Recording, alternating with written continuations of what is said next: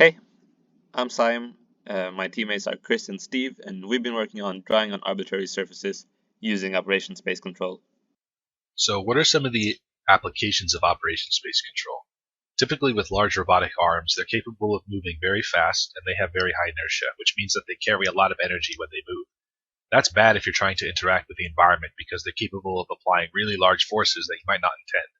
Operation space control allows us to more effectively control the force our robot is applying to the environment, which will be particularly useful for delicate operations or for, in our case, drawing on a surface. At the heart of our system here, we have an operation space controller, which is taking in a point cloud of the surface we're trying to draw on and also estimating the normals of that surface. The operation space controller takes those surface normals and rotates the end effector such that it's in line with those surface normals, as well as rotating our operation space control system parameters, our mass, our damping, and our spring constants. The output of this is the torque vector that goes to the EWA. Now, operation space control you can think of as imposing virtual dynamics at the end effector. We have a desired dynamics equation up here on the top, which would represent a 6 degree of freedom spring match dashpot system, written in terms of the state vector x, which is for position and orientation, while we actually have on the bottom dynamics written in terms of our generalized coordinates q, which is our joint angles. We want to find a tau motor such that we impose the desired dynamics at the end effector.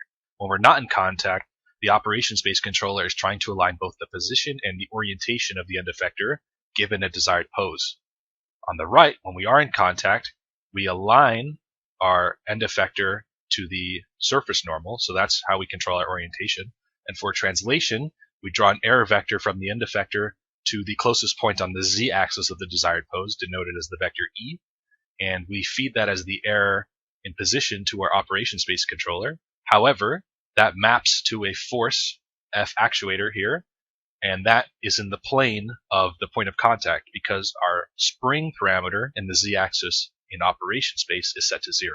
Meanwhile, we inject an external force up here on the right that acts purely perpendicularly to the surface, allowing us to decouple our trajectory tracking and our force that we apply. So this is an overview of the simulation setup. You can see the EWA robot with the pen welded onto its end link, as well as a bowl and 3 cameras surrounding the environment.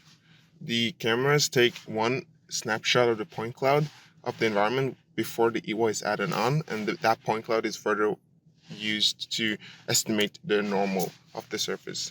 And briefly explain the way it works is that the point cloud is used and saved. It's saved and used to create a KD tree, where it is queried to get the k nearest neighbors, and the query point is the tip of the pen.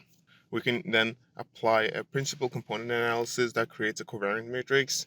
That matrix has the interesting properties that the eigenvector corresponding to the smallest eigenvalue is the normal. And when the system is fully implemented, we get, as expected, a robot that is able to draw on this curved surface that we made. This robot is following an M shape that you can see below the surface, and it seems to be tracking fairly well, even in the most curved parts of the surface. We also thought it would be interesting to see how much of a role perception actually plays and whether the normal estimation helps.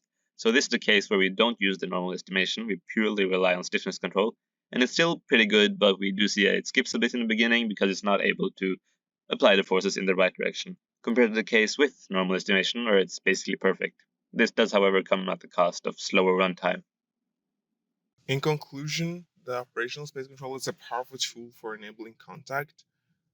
However, getting force feedback during implementation was very challenging, and so we did not manage to implement that.